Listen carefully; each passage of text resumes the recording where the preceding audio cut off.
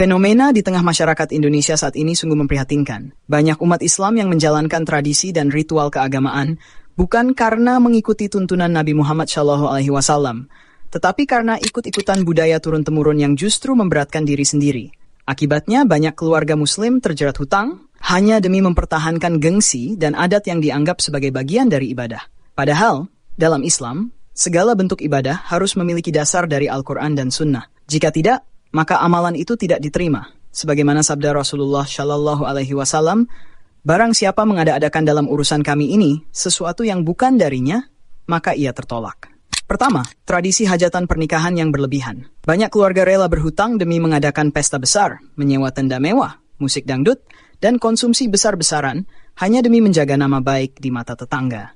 Padahal Nabi mengajarkan walimah yang sederhana, penuh keberkahan, tanpa berlebih-lebihan. Islam tidak memerintahkan pesta besar, justru melarang mubazir dan menghamburkan harta.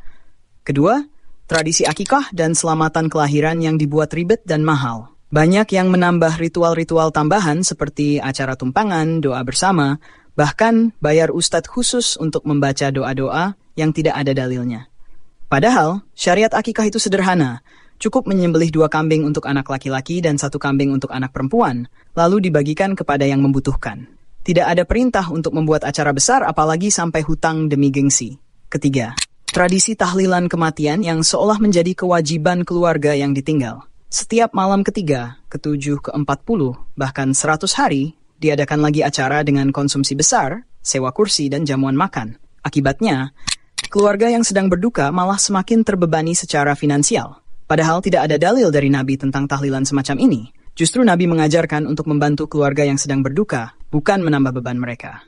Keempat, tradisi haul dan maulid yang dirayakan berlebihan. Banyak masyarakat berlomba membuat panggung besar, mengundang penceramah, musik, dan acara makan-makan massal yang menghabiskan uang puluhan juta rupiah. Semua dilakukan dengan alasan cinta Nabi, padahal cinta sejati kepada Rasulullah bukan diukur dari pesta, tetapi dari ketaatan kepada sunnah beliau.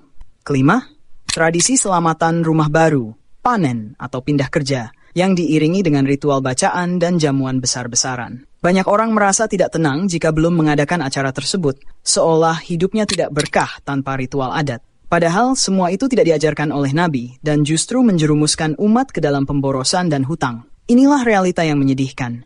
Umat Islam di Indonesia seringkali lebih takut dengan omongan tetangga daripada takut melanggar ajaran Allah. Mereka rela hutang demi acara adat, tapi enggan berinfak di jalan Allah. Mereka berani boros untuk tradisi, tapi pelit dalam menuntut ilmu agama. Padahal Islam datang untuk memudahkan, bukan mempersulit. Allah Subhanahu wa Ta'ala berfirman, Allah tidak membebani seseorang melainkan sesuai kesanggupannya. Maka semua bentuk ibadah yang membuat umat sengsara, tertekan, dan berhutang, jelas bukan bagian dari ajaran Islam yang murni. Sudah saatnya umat sadar dan kembali kepada ajaran Islam yang sederhana, sebagaimana dituntunkan oleh Nabi dan para sahabat. Islam tidak mengajarkan kemewahan dalam ibadah, tapi mengajarkan keikhlasan dan ketundukan kepada Allah.